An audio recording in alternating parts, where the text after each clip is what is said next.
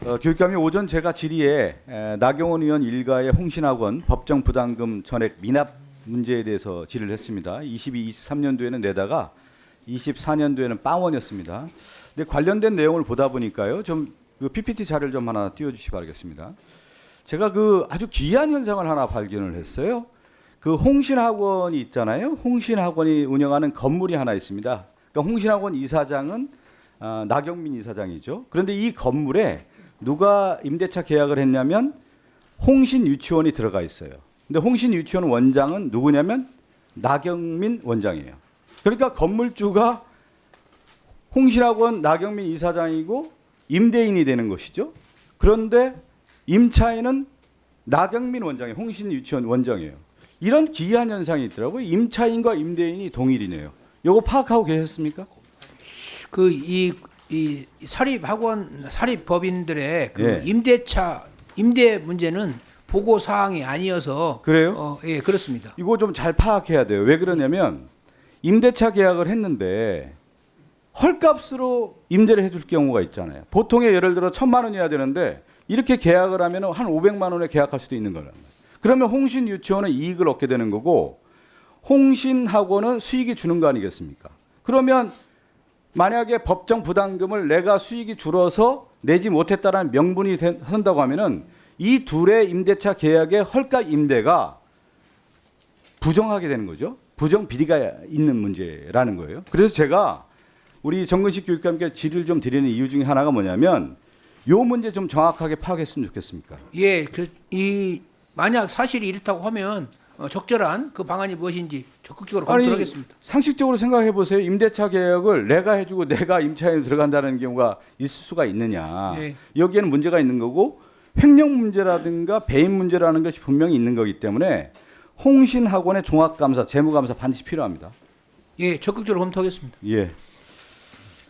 그리고 김영진 경기도교육청 기획조정실장님.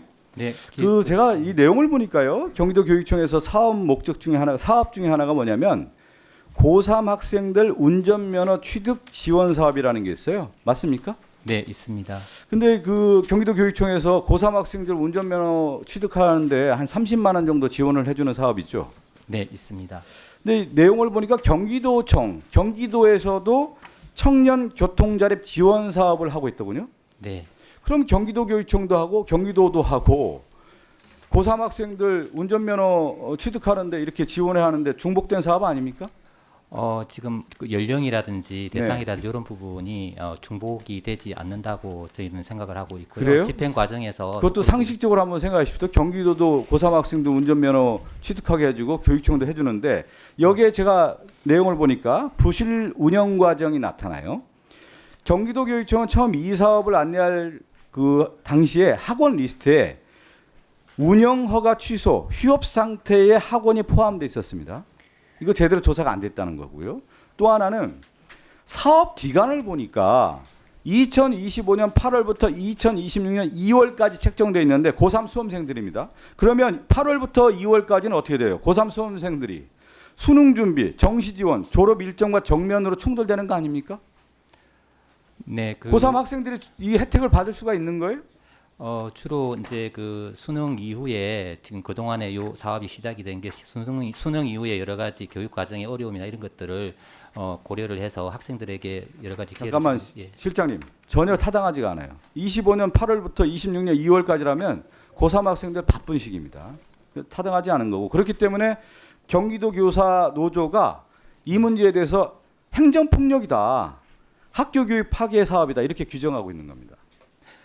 네, 현장에 여러 가지 어려움을 저희 교육청에서 경청을 하고 있고요. 그래서 이번에 여러 가지 어려움을 고려를 해서 교육지원청에서 학교에서 어려운 그런 계약이라든지 이런 부분들에 대해서 어려움을 좀 들어주기 위한 노력도 하고 있습니다. 지금 타당하지 않은 게 예산 편성 과정에서 경기도의회 국민의힘 소속 의원들의 요구가 개입됐다는 정황도 드러나고 있고 이 경기도교육청 본 예산에 포함되어 있지 않았던 신규 항목으로 이제 포함이 된 건데 도의회 심사 과정에서 추가됐고 도의회 예산특위 개수 조정안 문건에 공식적으로 처음 등장하게 되는 겁니다.